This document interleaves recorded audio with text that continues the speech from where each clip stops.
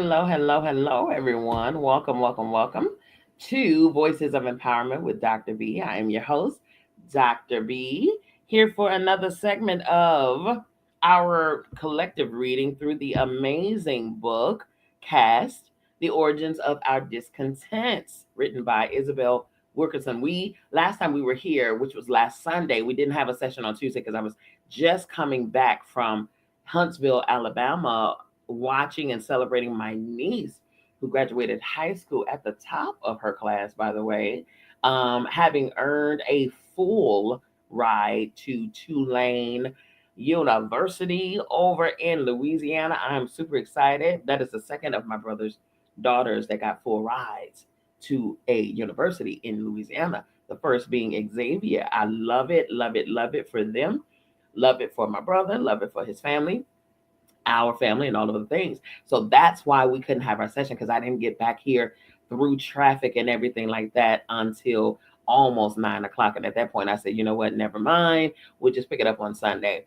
And so here we are with Caste, the origins of our discontent. I will say this will be our final segment in the month of May. The reason is because this is my final Sunday in the city of A, in the state of Georgia, after 13 long, amazing, adventurous years full of all types of first time accomplishments. And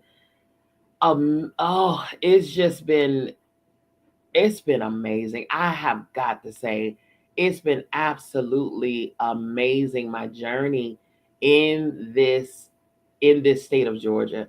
So many beautiful things has occurred here, and I'm just grateful. I am immensely grateful for my time here. Okay, I've learned so much. I have released so much. I have embarked on so much. I've accomplished and achieved so much.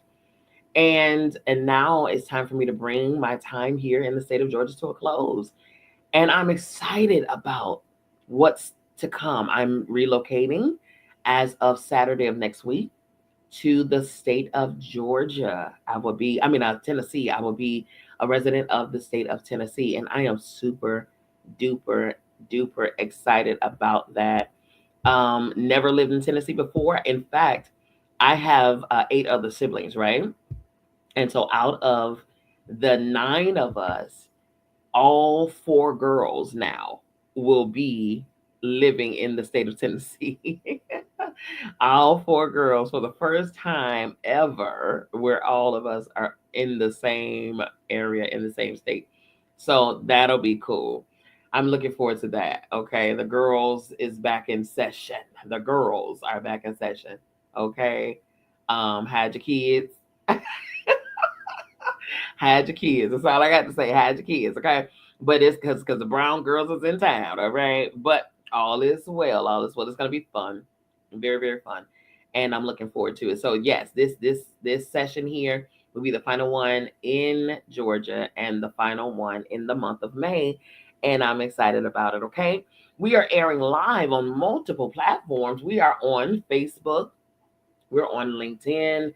We're on YouTube. We're on several platforms, several different segments in several different places. And I'm excited about being here to share with you and to journey with you on this, on our journey through this book. This book has been eye-opening, you all. This book has really, really, really been telling of what it is that where we came from in terms of the discontents, as the book title states. Where has the segregation began? Where has the division? When did that start? Prior to, transatlantic slave trade, it started somewhere, and why is it steadily continuing? Is the question. And so, with that being said, we're at a place right now where we can dive into, okay, dive into the depths of how do we come away from this? How do we come away? How do we get to a place of resolve? Is there a place of resolve? Come on, Let's be real here. Is there a place of resolve? Um, is that reality? Is that real reality thinking? Is that a real thing? Now that we're so deep in this book, she wrote about things that took place at the first Trump administration, time. So here we are at the second term, reliving, if not worse, some of the things that took place the first term. And so, are we so far gone that we can't find our way back? And so we're going over some of the things, and even looking at the parallels between our country versus Nazi Germany and Adolf Hitler's time, and over in India, and the Dalits and all of that. Looking at all of those factors, because they all are important factors to consider. They all are. And it's like, man, where do we go from here? Is there a place to go from here? And so those are the major questions that we're asking ourselves during this time and in this book reading. Is there a place to go from here? All right. Now, I propose, just within your communities, things like that, starting there, and then working your way one person at a time. Each one teach one, each one grab one. Get back to the time of it takes a village, because it does. It takes a village. It does. Okay. And see where we can go from there. I think it starts with us individually. Now that's a fact. Then in our relationships, our close knit relationships, our families, our homes, then from there with our neighbors, our neighborhoods, and then it expands almost like a domino effect. I know we're capable of doing it. I know we are. I know we are. You know what I mean? So I don't know. It's just a matter of really, really, really going deep within and seeing if we are able, if we're willing, are we willing? Are we willing? I'm willing. I've been doing it. I've been doing it for several years, on a smaller scale, but on a scale nonetheless, you know what I mean? More than what some may. And it takes all of us to get it done. Right. And so let's go into we've been going over the 8 pillars of Caste. Okay. And so we stopped last week. We stopped on pillar number 5. Okay. And so we have here pillar number 5, occupational hierarchy, the Jadis and the mud seal. Okay. When a house is being built, the single most important piece of the framework is the first wood beam hammered into place to anchor the foundation. That piece is called the mud seal, the seal plate that runs along the base of a house and bears the weight of the entire structure above it. The studs and subfloors, the ceilings and windows, the doors and roofing, all the components that make it a house are built on top of the mud seal. In a caste system, the mud seal is the bottom caste that everything else rests upon. Man, man, man, man, man, man. Man, man, man. A Southern politician declared this central doctrine from the floor of the U.S. Senate in March 1858. In all social systems, there must be a class to do the menial duties, to perform the drudgery of life, Senator James Henry Hammond of South Carolina told his fellow senators. That is a class requiring but a low order of intellect and but little skill. Its requisites are vigor, docility, fidelity. Such a class you must have. It constitutes the very mud seal of society. He exulted in the cunning of the South, which he said had found a race adapted to that purpose to her hand. Our slaves are black, of another, an inferior race. The status in which we have placed them is an elevation.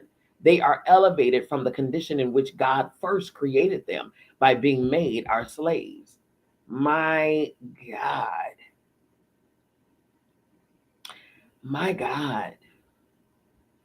Hammond owned several plantations and more than 300 souls, having acquired this fortune by marrying the plain and callow young daughter of a wealthy landowner in South Carolina. He rose to become governor of the state and a leading figure in the antebellum South. Well, before making this speech, he had established himself as one of the more repugnant of men ever to rise to the Senate, one scholar calling him nothing less than a monster. He is known to have repeatedly raped at least two of the women he enslaved, one of them believed to have been his daughter by another enslaved woman. Wow. Wow. He was raping his own daughter that he didn't even realize was his daughter as a result of him raping another enslaved woman. His political career was nearly derailed when it became public that he had sexually abused his four young nieces, their lives so ruined that none of them ever married after reaching adulthood. In his diary, he spoke blithely of the nieces, blaming them for the intimacies. For these and other things, his wife left him, taking their children with her, only to later return. He rebounded from these malfactions to be elected to the U.S. Senate. My God. But he is best known for the speech that distilled the hierarchy of the South, which spread in spirit to the rest of the country into a structure built on a mudsill. In so doing, he defined the fifth pillar of caste, the division of labor based on one's place in the hierarchy. Therein, he identified the economic purpose of a hierarchy to begin with, that is, to ensure that the tasks necessary for a society to function get handled whether or not people wish to do them, in this case, by being born to the disfavored steel plate. In the Indian caste system, an infinitely more elaborate hierarchy, the subcaste or jati, to which a person was born, established the occupation their family fulfilled, from cleaners of latrines to priests in the temples. Those born to families who collected, refused, or tanned the hides of animals or handled the dead were seen as the most polluted and lowest in the hierarchy, untouchable due to the dreaded and thankless, though necessary, tasks they were presumably born to fulfill. Similarly, African Americans throughout most of their time in this land were relegated to the dirtiest, most demeaning, and least desirable jobs by definition. After enslavement and well into the 20th century, they were primarily restricted to the role of sharecroppers and servants, domestics and lawn boys, chauffeurs, and janitors. The most that those who managed to get an education could hope for was to teach, minister to, attend to the health needs of, or bury other subordinate caste people. There is severe occupational deprivation in each country, wrote the scholars Sidney Verba, Bashiruddin Ahmed, and Anil Bhatt in 1971 comparative study of India and the United States. A deprivation, at least in terms of level, of roughly similar magnitude. The state of South Carolina, right after the Civil War, explicitly prohibited Black people from performing any labor other than farm or domestic work, setting their place in the caste system.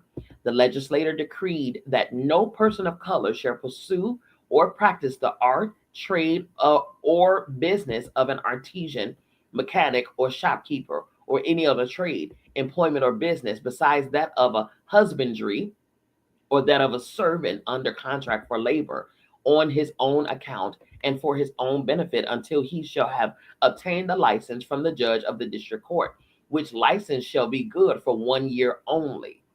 The license was set at an intentionally prohibitive cost of $100 a year, the equivalent of $1,500 in 2018. Wow.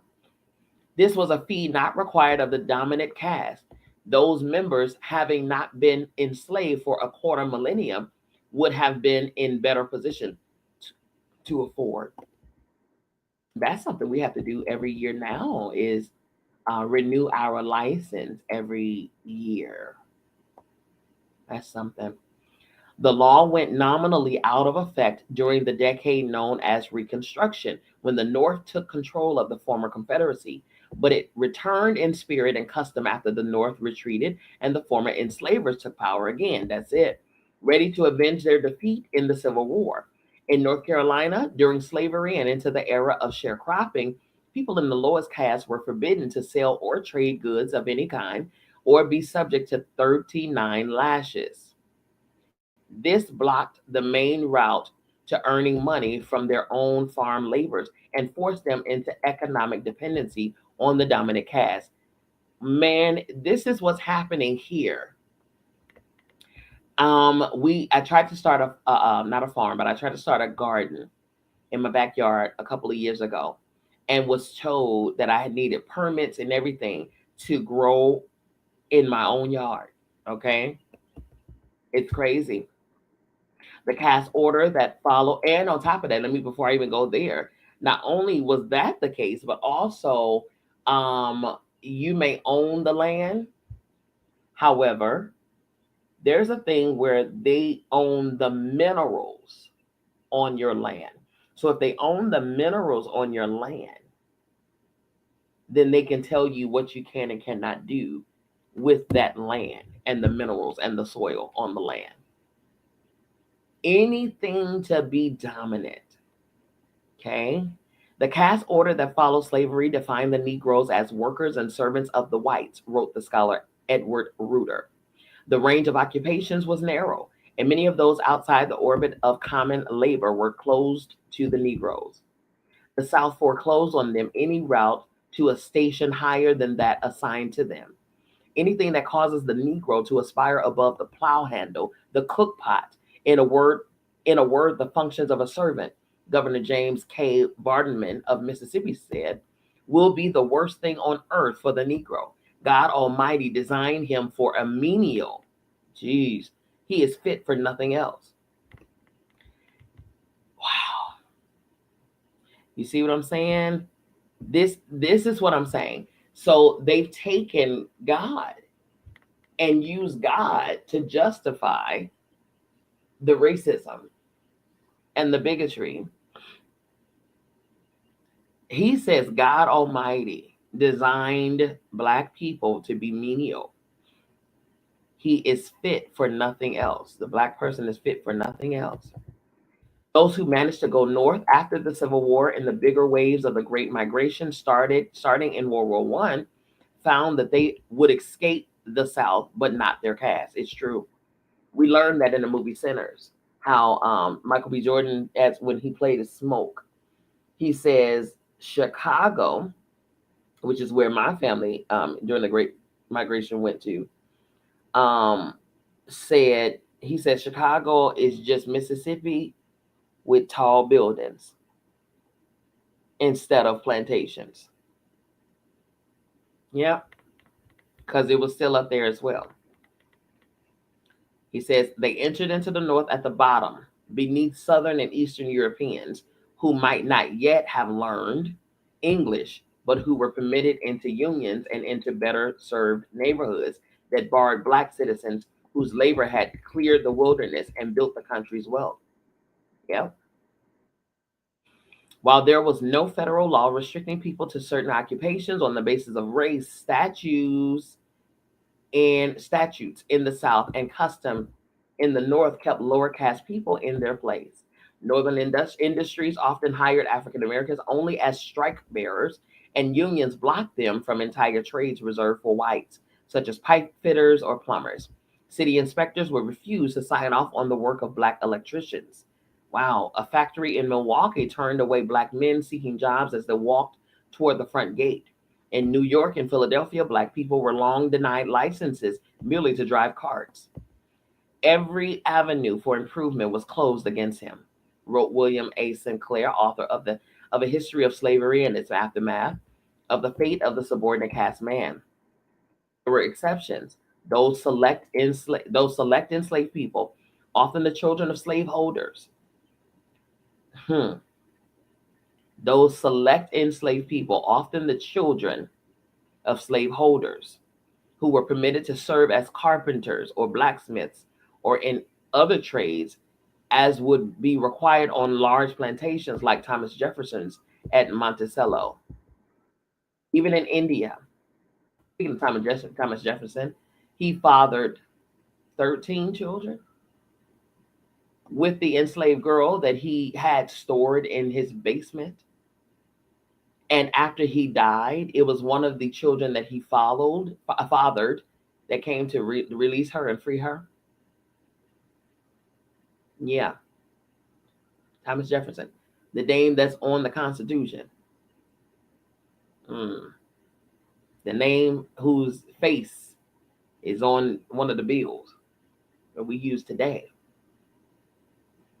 Even in India, where there are thousands of castes within caste, within the four main varnas, no one occupation has but one caste assigned to it, wrote the anthropologists W. Lloyd Warner and Allison Davis. While in theory, caste demands occupational specializations, in practice, even the most ideally organized of the several castes, the Brahmins have a great variety of occupations. The French anthropologist and philosopher Celestine Bouglet wrote that in the Indian caste system, one can distinguish 6 merchant castes, 3 of scribes, 40 of peasants, 24 of journeymen, 9 of shepherds and hunters, 14 of fishermen and sailors, 12 of various kinds of artisans, carpenters, blacksmiths, goldsmiths, and potters, 13 of weavers, 13 of distillers, 11 of house servants. Thus, the caste lines in America may have at one time been even starker than those in India. In 1890, 85% of Black men and 96% of Black women were employed in just 2 occupational categories, wrote the sociologist Steven Steinberg: agriculture and domestic or personal service. 40 years later, as the Depression set in and as African Americans moved to northern cities, the percentages of Black people at the bottom of the labor hierarchy remained the same.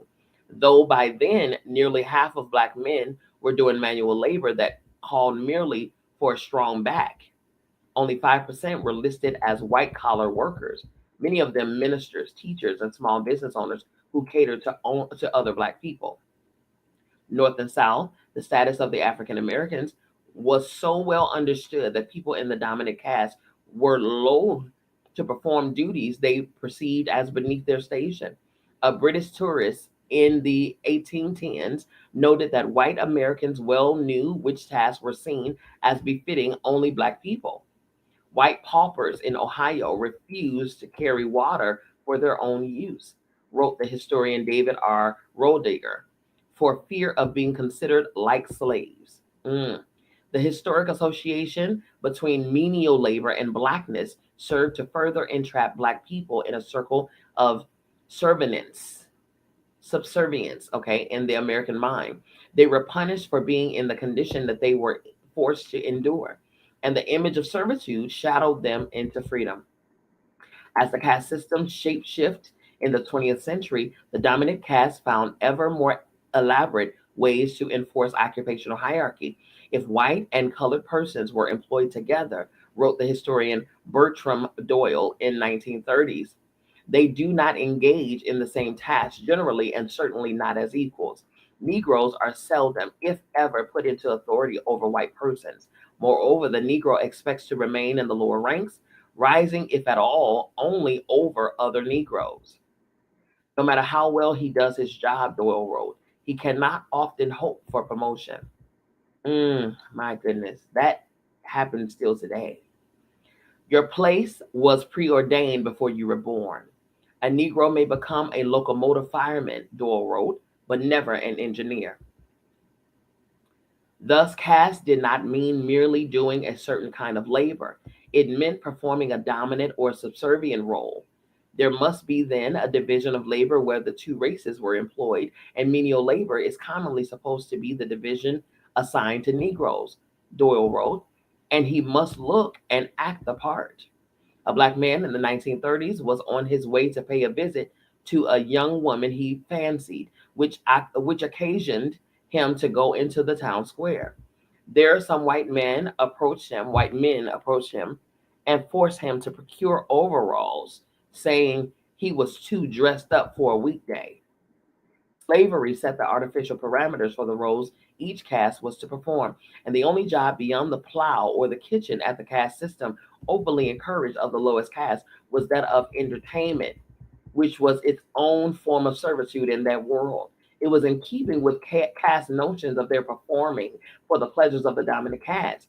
It affirmed the stereotypes of innate black physicality, of an earthiness based on animal instinct rather than human creativity, and it presented no threat to dominant caste supremacy in leadership and intellect.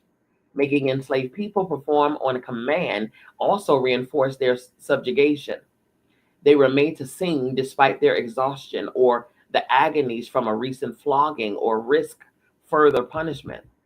Forced good cheer became a weapon of submission to assuage the guilt of the dominant caste and further humiliate the enslaved. If they were in chains and happy, how could anyone say that they were being mistreated? Merriment, even if extracted from a whip, was seen as essential to confirm that the caste structure was sound, that all was well, that everyone accepted, even embraced their station in the hierarchy. They were thus forced to co-sign on their own degradation, to sing and dance even as they were being separated from spouses or children or parents at auction. This was done to make them appear cheerful and happy, wrote William Wells Brown, a speculator's assistant before the Civil War, whose job it was to get the human merchandise into sellable condition.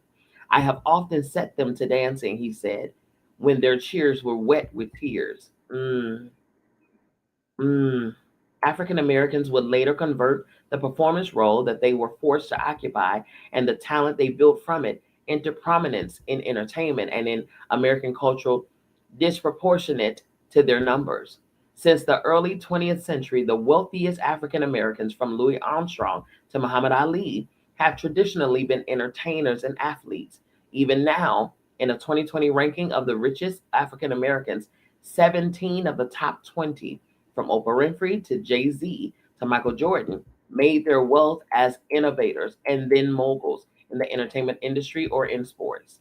Historically, this group would come to dominate the realm carved out for them, often celebrated unless they went head to head against an upper caste person, as did the black boxer Jack Johnson when he unexpectedly knocked out James Jeffries in 1910. The writer Jack London had coaxed Jeffries out of retirement to fight Johnson in an era of virulent race hatred, and the press stoked passions by calling Jeffries the Great White Hope. Jeffries' loss on that 4th of July was an affront to white supremacy and triggered riots across the country, north and south, including 11 separate ones in New York City, where whites set fire to black neighborhoods and tried to lynch 2 black men over the defeat. The message was that even in an arena into which the lowest caste had been permitted, they were to know and remain in their place. For centuries, enslaved people had been ordered to perform at the whim of the master, either to be mocked in the master's parlor games or to play music for their balls, in addition to their hard labors in the field. Menial and comic roles were the chief ones allotted to Negroes in their relationships with white people, wrote the anthropologists W. Lloyd Warner and Allison Davis of slavery-based caste relations that worked their way into American culture. The caste system took comfort in Black caricature as it upheld the mythology of a simple court jester, race whose jolly nature shielded them from any true suffering. The images soothed the conscious and justified atrocities, and thus minstrelsy, in which white actors put burnt core on their faces and mocked the subordinate caste, become a popular entertainment as the Jim Crow regime hardened after slavery ended. Whites continued the practice at fraternity parties and talent shows and Halloween festivities well into the 21st century. At the same time, Black entertainers have long been rewarded and often restricted the roles that adhere to caste stereotype. The first African American to win an Academy Award, Hattie McDaniel, was commended for her role as Mammy, a salacious an obesely desexed counterpart to Scarlett O'Hara, the feminine ideal in the 1939 film Gone with the Wind. The Mammy character was more devoted to her white family than to her own, willing to fight black soldiers to protect her white enslaver. That trope became a comforting staple in film portrayals of slavery, but it was a historical figment of caste imagination. Under slavery, most black women were thin, gaunt even, due to the meager rations provided them, and few worked inside a house, as they were considered more valuable in the field. Yet the rotund and cheerful slave or maidservant was what the dominant caste preferred to see. And McDaniel and other black actresses of the era found that those were the only roles they could get because many of these women had been raised in the North or the West. They knew little of the Southern Negro vernacular that scripts called for and had to learn how to speak in the exaggerated, at times farcical way that Hollywood directors imagined that Black people talked. The mainstream derision belies the serious history of arbitrary abuse of African Americans under slavery when their degradation was entertainment for the dominant caste. In one case, two planters in South Carolina were dining together at one of their plantations. The two were passing the time, discussing their slaves and debating whether the slaves had the capacity for genuine religious faith. The visiting planter said he didn't much believe they did. The planter who was hosting begged to differ. I have a slave who I believe would rather die than deny his savior, he said. The guest ridiculed the host and challenged him to prove it. So the host summoned an enslaved man of his and ordered him to deny his faith in the Lord Jesus Christ. The enslavement man affirmed his faith in Jesus and pleaded to be excused. The master, seeking to drive home his point to the fellow slave owner, kept asking the man to deny Jesus, and the man, as expected, kept declaring his faith. The host then whipped the enslaved man, now for disobedience, and continued to whip him, the whip cord cutting to bone. The enslaved man of faith died in consequence of this severe infliction.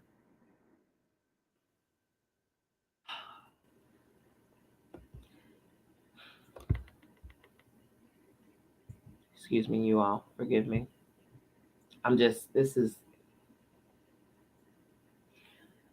It's very difficult for me to read this and not feel what I'm reading. It is.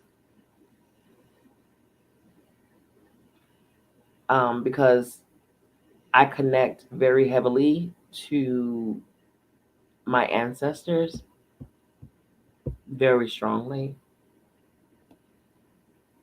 And it's like when I read this, I see them, going through this stuff. And it's difficult to swallow at times. It really is. Because it's very, it's difficult. It's difficult to swallow as I'm reading this. And I know this is the history. This is the history. This is the history. And to know that our people went through this. Oh my goodness. It's hard, it's hard. I'm gonna continue to read it because in order to find our way out of this, we have to face it. We gotta confront it. We cannot heal what we refuse to reveal, what we refuse to face, to talk about. It's just difficult, it's very difficult, man. We have our stuff that we deal with. Yes, we do. But man, oh man, oh man.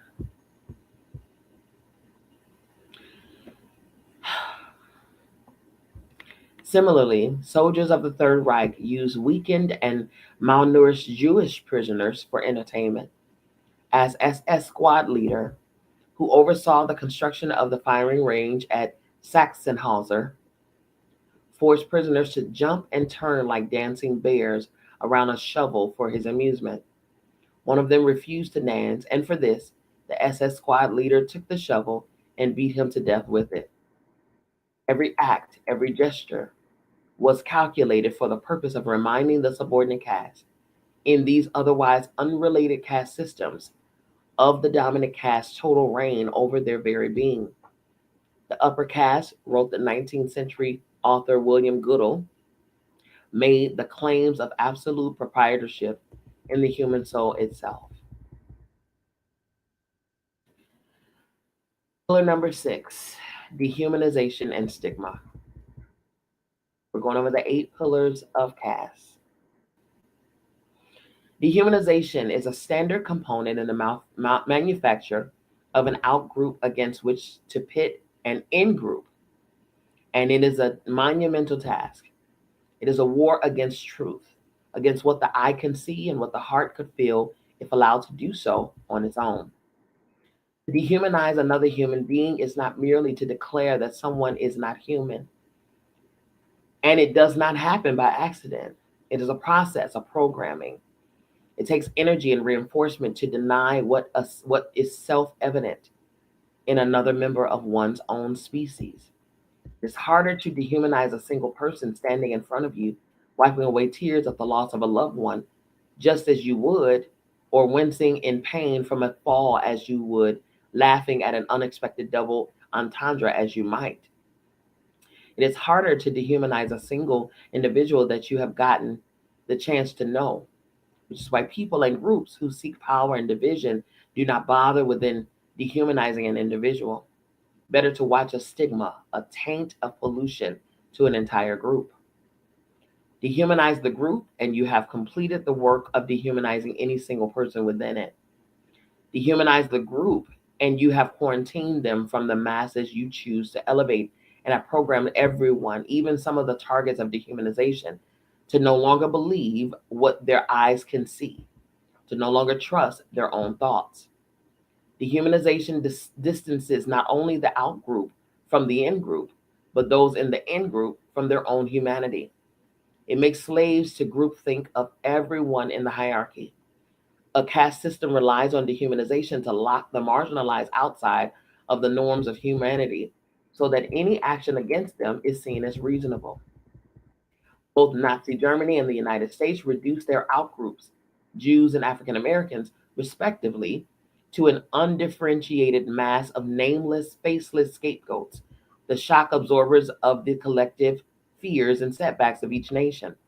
Germany blamed Jews for the loss of the World War I, for the shame and economic straits that befell the country after its defeat. And the United States blamed African Americans for many of its social ills. In both cases, individuals were lumped together for sharing a single stigmatizing trait, made indistinct and indistinguishable in preparation for the exploitation and atrocities that would be afflicted upon them. Individuals were no longer individuals. Individuality, after all, is a luxury afforded the dominant caste. Individuality is the first distinction lost to the stigmatized. We are sorrowfully aware of the monstrously swift murder of 6 million Jews and 5 million others during the Holocaust. What we may not be as familiar with are the circumstances leading up to that horror and the millions who suffered in the labor camps of the Third Reich. The process of dehumanization before any of those atrocities could be conducted, and the interconnectedness, not just humanity, but of evil within it. Held hostage in labor camps in different centuries and an ocean apart, both Jews and African Americans were subjected to a program of purposeful dehumanization. Upon their arrival of the concentration camps, Jews were stripped of the clothing and accoutrement of their former lives, of everything they had owned. Their heads were shaved, their distinguishing features of sideburns or mustaches or the crowns of their lush hair were deleted from them. They were no longer individuals. They were no longer personalities to consider, to engage with, to take into the account.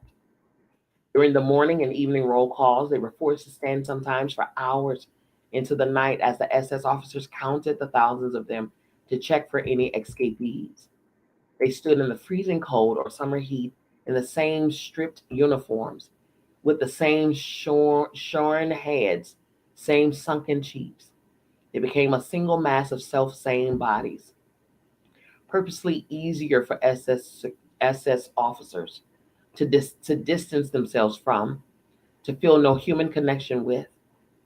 Loving fathers, headstrong nephews, beloved physicians, dedicated watchmakers, rabbis, piano tuners, all merged into a single mass of undifferentiated bodies that were no longer seen as humans deserving of empathy, but as objects over whom they could exert total control and do whatever they wanted to.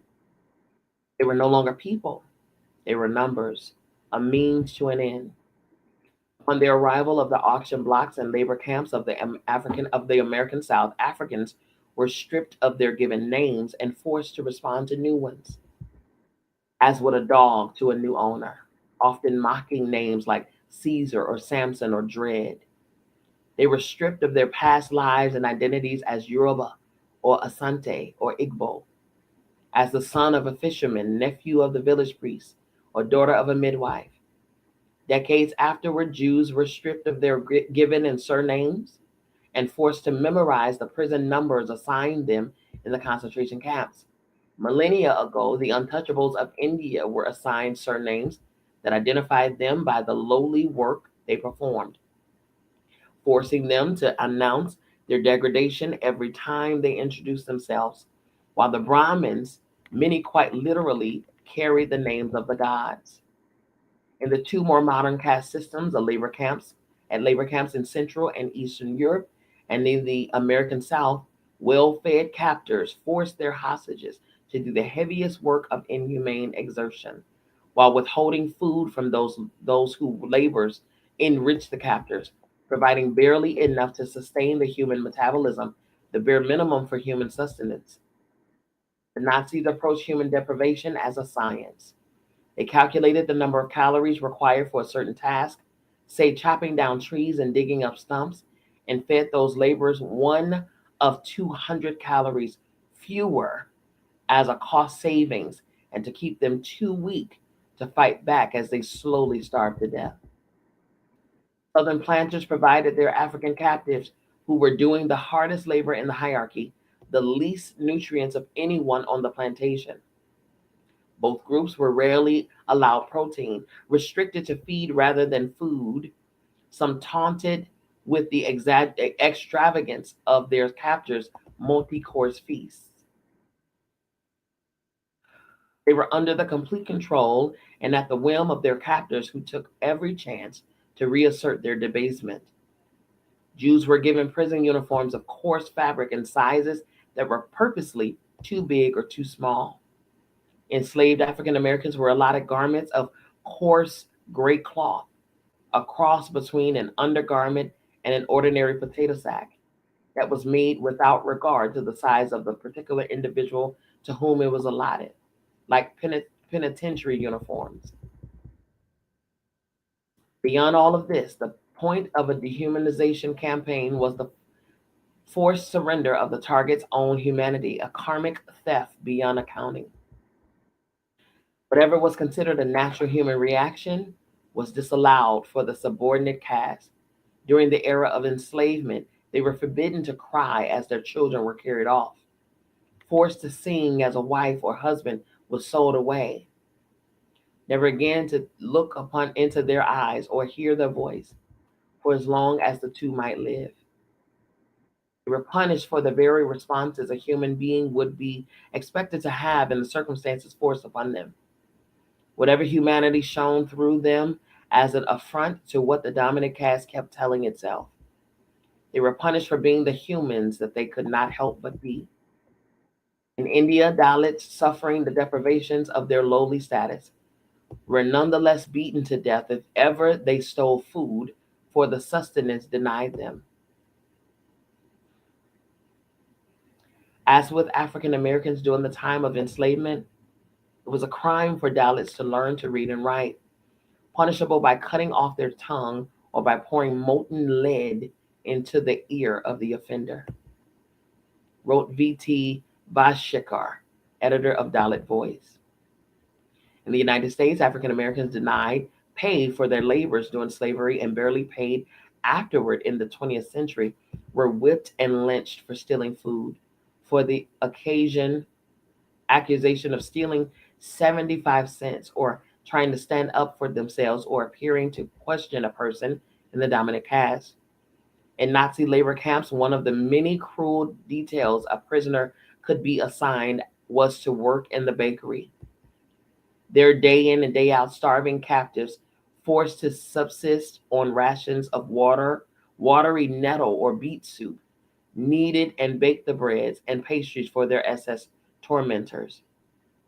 They were surrounded by the scent of fresh rising dough, but risked a beating or worse if caught taking a crumb of bread. In America, slave auctions became public showcases for the dehumanization project of caste making. As the most valuable liquid assets in the land combined worth more than land itself, enslaved people were ordered to put on a cheery face to bring a higher profit to the dominant caste sellers who were breaking up their families. Women were forced to disrobe before the crowd, to submit to hours of physical probing by roughhousing men who examined their teeth, their hands, or whatever other parts of their bodies the potential bidders decided to inspect. Their bodies did not belong to them, but to the dominant caste to do whatever it wished and however it wished to do it. At auction, they were to answer any question put to them with a smiling, cheerful countenance, or be given 30 lashes for not selling themselves well enough to the seller's satisfaction. When spoken to, they must reply quickly and with a smile on their lips, recalled John Brown, a survivor of slavery, who was sold away from his own mother, and subjected to these scenes many times thereafter. Here may be seen hundreds separated from their wives only by the width of the room, and children from their parents, one or both, witnessing the driving of the bargain that is to tear them asunder forever. Yet not a word of lamentation or anguish must escape from them, nor when the deed is consummated dare they bid one another goodbye or take one last embrace. In the United States, there developed two parallel worlds existing on the same plane with flagrant double standards to emphasize the purposeful injustices built into the system, presaging the disparities that led to mass incarceration in an era. The abolitionist minister William Goodell observed the quandary of Black people in antebellum America. He is accounted criminal for acts which are deemed innocent in others. Goodell wrote in 1853, punished with the severity from which all others are exempted. He is under the control of the law, though unprotected by the law, and can know law only as an enemy. In Virginia, there were 71 offenses that carried the death penalty for enslaved people, but only imprisonment when committed by whites, such as stealing a horse or setting fire to bales of grain, something as ordinary to most humans as a father helping a son with his lessons or was prohibited. A Black father in Georgia could be flogged for teaching his own child to read. Free Black people were forbidden to carry firearms, testify against a white person, or raise a hand against one even in self-defense. Richmond required Negroes and mulattoes must step aside when whites passed by and barred them from riding in carriages except in the capacity of menials. The historian Kenneth Stamp wrote, Charleston slaves could not swear, smoke, walk with a cane, assemble at military parades, or make joyful demonstrations.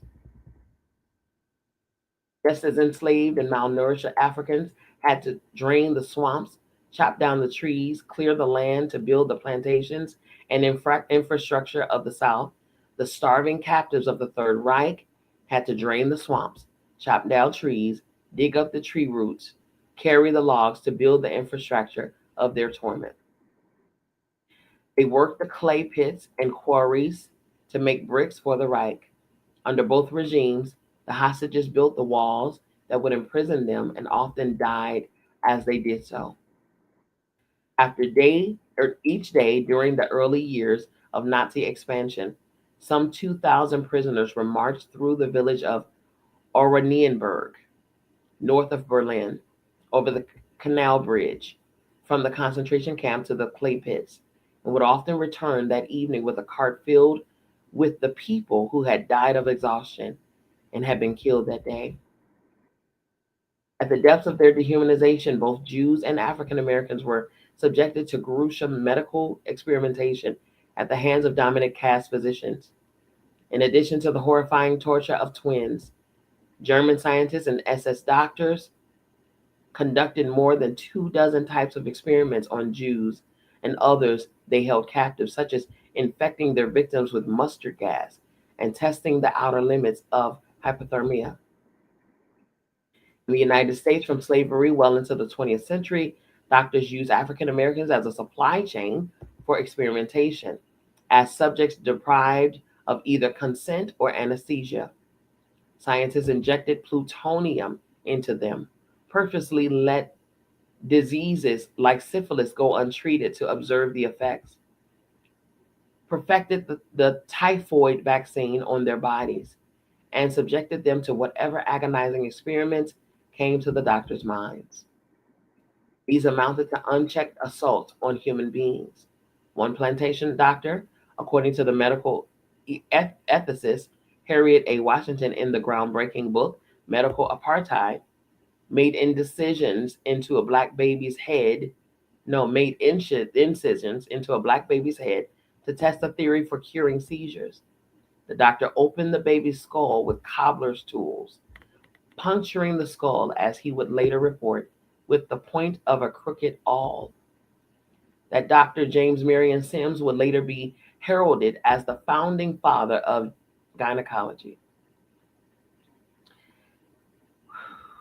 He came to his discoveries by acquiring enslaved women in Alabama and conducting savage surgeries that often ended in disfigurement or death.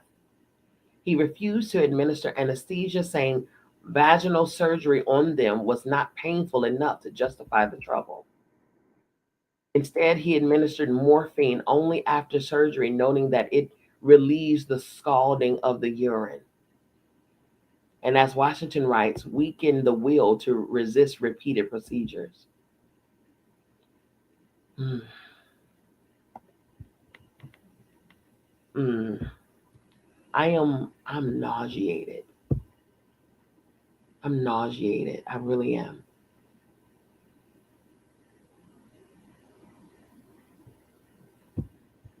I really am. Mm. I'm going to finish this chapter and then I'm going to end this. My goodness.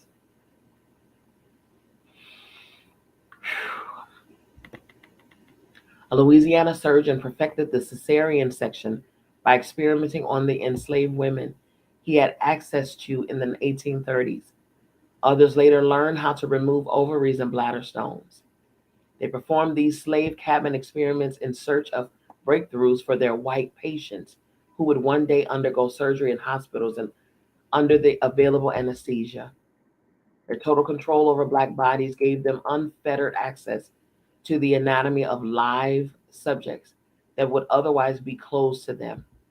Sims, for example, would force a woman to disrobe and get on her knees on a table. He would then allow other doctors to take turns with their speculum to force her open and invite leading men in town and apprentices in to see for themselves. He later wrote, "I saw everything as no man had seen before."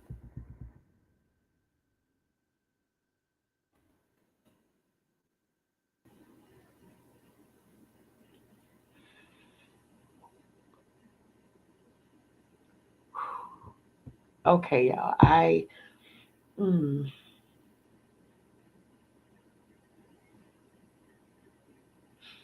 forgive me. Mm.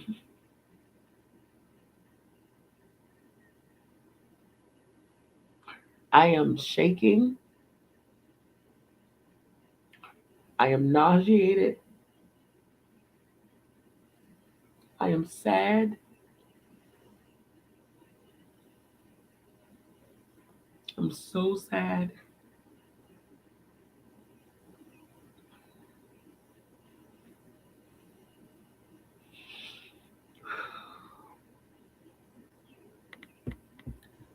Whew. We gotta know. We gotta know.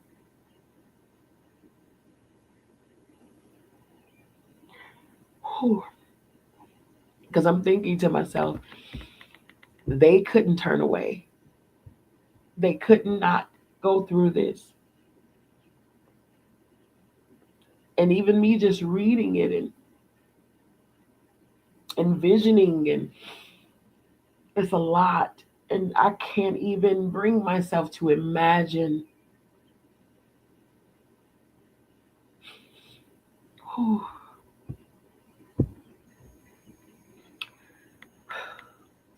We would all like to believe that we would resist the impulse to inflict such horror on fellow members of our own species, and some of us very likely would, but not as many as we might like to believe.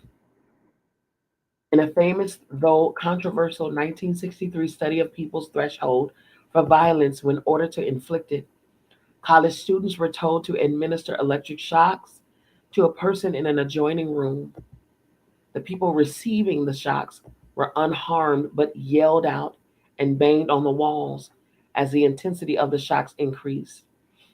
The conductor of the study, the psychologist Stanley Milgram, found that a majority of participants, 2 out of 3, could be induced to deliver the maximal voltage to an innocent suffering subject, wrote the scholar David Livingstone Smith, who specializes in the subject of dehumanization. In the study of dehumanization, mm, in a similar experiment conducting at Stanford University in 1975, the participants did not have to be ordered to deliver the shocks. They needed only to overhear a single negative comment about the students facing potential punishment. The participants were led to believe that students from another college were arriving for a joint project. Some participants overheard the experimenters, presumably by accident, make neutral or humanizing comments about the visiting students that they seemed nice. Other participants heard dehumanizing comments that they seemed like animals.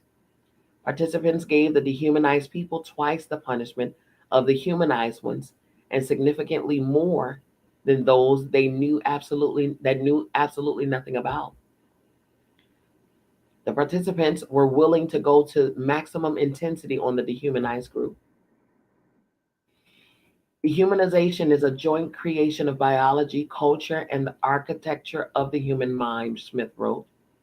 The human story is filled with pain and tragedy, but among the horrors that we have perpetuated on one another, the persecution of attempted extermination of the Jewish people, the brutal enslavement of Africans, and the destruction of Nazi American civilizations in many respects are unparalleled.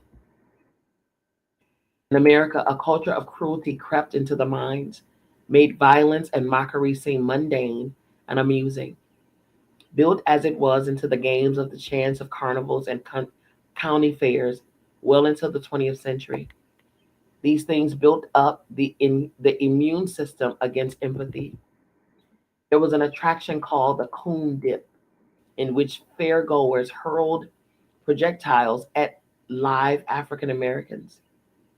There was the beanum, in which children flung beanbags at grotesquely caricatured black faces, whose images alone taught the lesson of caste without a word needing to be spoken. And enthusiasts lined up to try their luck at the Son of Ham shows at Coney Island in Kansas City or out in California, in which white men paid for the pleasure of hurling baseballs at the head of a black man, Smith wrote.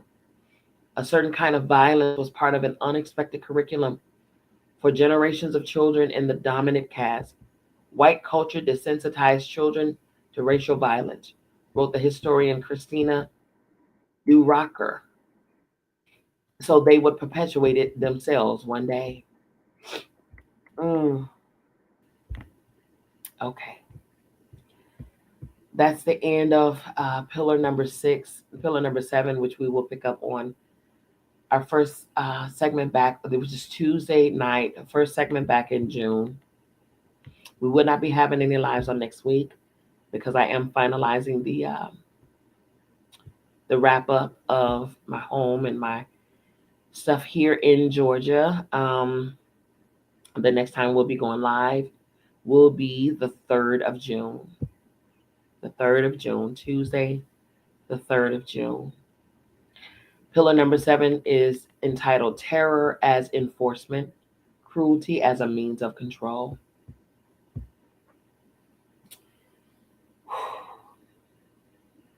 This is, wow. Wow. I have no words. I have no words. I have no words. I'm in utter shock and disbelief at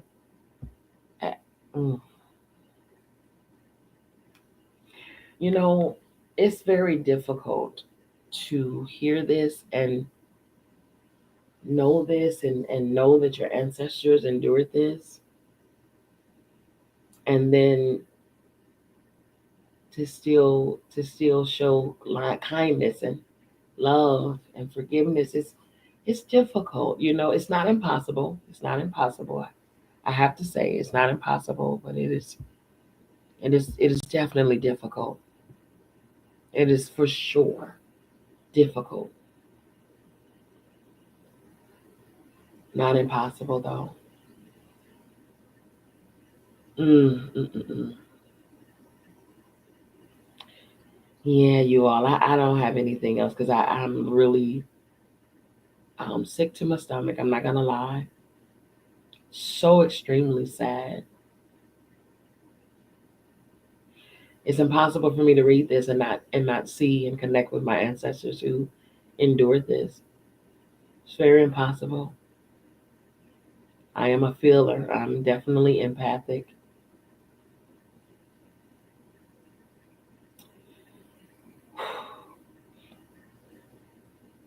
And I give so much thanks, so much gratitude to all who came before me. Oh my goodness. Words cannot describe, cannot convey how grateful I am of my ancestors, my forefathers, and my foremothers. I'm so grateful.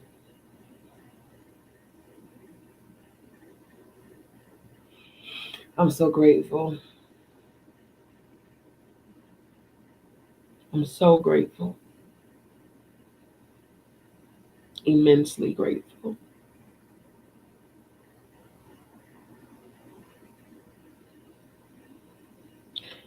Send the thanks to your ancestors. Send gratitude to them. Oh my goodness, to know what they have endured so that we can sit here.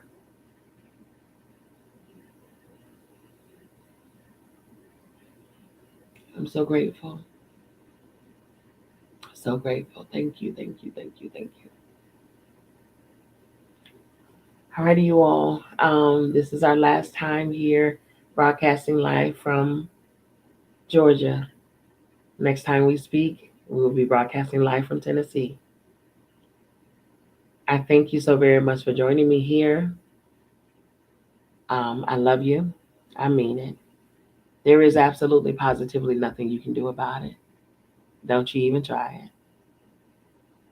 We'll be back here June 3rd, right here on Voices of Empowerment with Dr. B. Peace.